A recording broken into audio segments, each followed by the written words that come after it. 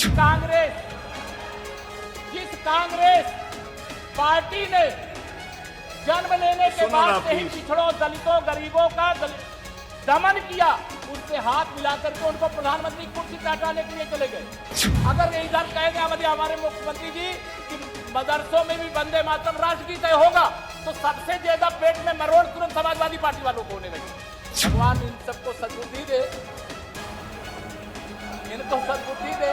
ये जब ये बोलते हैं तो संतुलित नहीं रहते हैं, और इनका इतिहास जो है पूरा काले कारनामों से भरा हुआ है। अच्छा, मेरे साथ बोलिए भारत माता की। लेकिन सब लोग नहीं बोल रहे हो, बोलिए भारत माता की। वंदे वंदे। धन्यवाद। चलिए, ये भारत माँ का अपमान था। माननीय उच्च न्यायालय ने उस मुकदमे को वापस लेने से मना किया। उसमें से फांसी के फंदे पर भी कई आतंकवादी चढ़े और कई आजीवन कारावास की सजा भोगे, और उसके खिलाफ प्रदेश भी एकजुट था, देश भी एकजुट था। ये वंदे मातरम है। रास्ता भटको मत। रास्ता भटकोगे तो जनता अभी तो आपको सत्ता से विपक्ष में पहुंचाई। माननीय अध्यक्ष महोदय अभी भी नहीं सुधर रहे हैं। जब तक माफिया अभी माननीय अध्यक्ष महोदय, सुनो भाई प्लीज।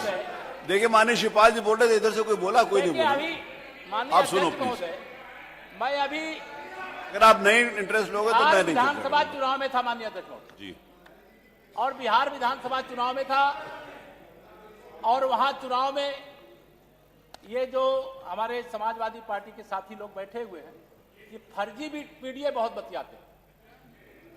फर्जी पीडीए। देश के प्रधानमंत्री माननीय नरेंद्र मोदी जी अति पिछड़े वर्ग से आते हैं। जिस कांग्रेस पार्टी ने जन्म लेने के बाद से ही पिछड़ों, दलितों, गरीबों का दमन किया, उससे हाथ मिलाकर के उनको प्रधानमंत्री कुर्सी से हटाने के लिए चले गए। ये वंदे मातरम क्या है वो तो अभी आपको बता रहा हूं। श्री नीतीश कुमार जी हमारे अभी बिहार में बधाई वो कह रहे हैं कांग्रेस को हटाना ही वंदे मातरम था, तो उसमें क्या गलत है? मैं वंदे मातरम से हूं अध्यक्ष जी। यही कहा ना आपने कि कांग्रेस को हटाना ही वंदे मातरम था। आपने ये बोला पंकज जी। यह लोग अगर ये नहीं सुधरेंगे, जो हैसियत कांग्रेस की है, एक गाड़ी में बैठ करके अब जा सकते हैं, वही हैसियत 2027 में समाजवादी पार्टी की होने वाली है। अभी इस समय बड़े उखड़े हैं, बड़े बिगड़े हैं, लेकिन वंदे मातरम, देखिए, तुष्टीकरण की राजनीति करने से वंदे मातरम का गान और 185वीं वर्षगांठ मनाने का यह बहुत महत्वपूर्ण वर्ष है। वंदे मातरम की 185वीं वर्षगांठ है। लौह पुरुष सरदार वल्लभ भाई पटेल जी की 150वीं जन्म जयंती है। भगवान बिरसा मुंडा जी की भी 150वीं जन्म जयंती है। और जिस राष्ट्रीय स्वयंसेवक संघ का स्वयंसेवक हो, उसका शताब्दी वर्ष है। बहुत गाली देते हो आप लोग संघ को, लेकिन देखिए, परम पूज्य अटल बिहारी वाजपेयी जी भारत के प्रधानमंत्री थे। इसी लखनऊ, उत्तर प्रदेश की राजधानी लखनऊ से सांसद होते थे, उनका भी शताब्दी वर्ष है। और आपने बहुत विरोध किया, लेकिन राष्ट्रीय स्वयंसेवक संघ का एक प्रचारक अटल बिहारी वाजपेयी जी के रूप में, देश के प्रधानमंत्री के रूप में, और दूसरे राष्ट्रीय स्वयंसेवक संघ के प्रचारक माननीय नरेंद्र मोदी जी के रूप में तीसरी बार देश में सरकार चला रहे हैं। अब जो राष्ट्रीय स्वयंसेवक संघ का स्वयंसेवक होता है, वो भारत माता की जयकारा करने के लिए, भारत को एकजुट करने के लिए, भारत से भेदभाव को खत्म करने के लिए, भारत से जातिवाद को खत्म करने के लिए, भारत से तुष्टीकरण को खत्म करने के लिए, भारत से भ्रष्टाचार को खत्म करने के लिए, भारत से गरीबी को खत्म करने के लिए, और भारत और प्रदेश में माफियाओं को मिट्टी में मिलाने के लिए। अब इसमें तकलीफ होती है आपको। अगर इसमें तकलीफ होती तो उसकी कोई दवाई नहीं है भाई। वो दवाई जनता करेगी 2027 में। हम तो एक भारत श्रेष्ठ भारत वाले हैं, और एक भारत श्रेष्ठ भारत की भावना से कार्य कर रहे हैं। और जनता का आशीर्वाद, ये वंदे मातरम कहने में हमें संकोच नहीं होता, छाती चौड़ी हो जाती है। अगर ये इधर कह दें हमारे मुख्यमंत्री जी कि मदरसों में भी वंदे मातरम राष्ट्रगीत होगा, तो सबसे ज्यादा पेट में मरोड़ तुरंत समाजवादी पार्टी वालों को होने लगे। क्यों होने लगेगी भाई? मैं माननीय अध्यक्ष महोदय, आज देश तीव्र गति से आगे बढ़ रहा है, उत्तर प्रदेश आगे बढ़ रहा है और निरंतर आगे बढ़ेगा। हम लोग हर हाल में देश को दुनिया में नंबर 1 और उत्तर प्रदेश में देश को नंबर 1 के स्थान पर लाना चाहते हैं और उसको सिद्ध करने के लिए कि महामंत्र है वंदे मातरम।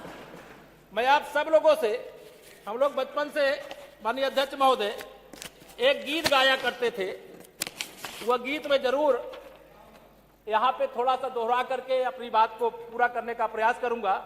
राष्ट्र की जय चेतना का गान वंदे मातरम, राष्ट्र भक्ति प्रेरणा का गान वंदे मातरम, बंसी के बहते स्वरों का प्राण वंदे मातरम, झल्लारी झनकार झनके नाद वंदे मातरम, शंख के संघोष का संदेश वंदे मातरम, सृष्टि बीज मंत्र का है मर्म वंदे मातरम, राम के वनवास का है काव्य वंदे, दिव्य गीता ज्ञान का संगीत वंदे मातरम, हल्दी घाटी के कणों में व्याप्त वंदे मातरम, दिव्य जौहर ज्वाल का है तेज वंदे मातरम, वीरों के बलिदान क्या हुंकार वंदे मातरम, जन जन के हर कंठ का हो गान वंदे मातरम, अरिदल थर थर कांपे सुनकर नाद वंदे मातरम, वीर पुत्रों की अमर ललकार वंदे मातरम। इसलिए वंदे मातरम से नफरत मत करो, वंदे मातरम को धारण करो, वंदे मातरम को धारण करो और वंदे मातरम को धारण करते ही मेरे धन्यवाद सर।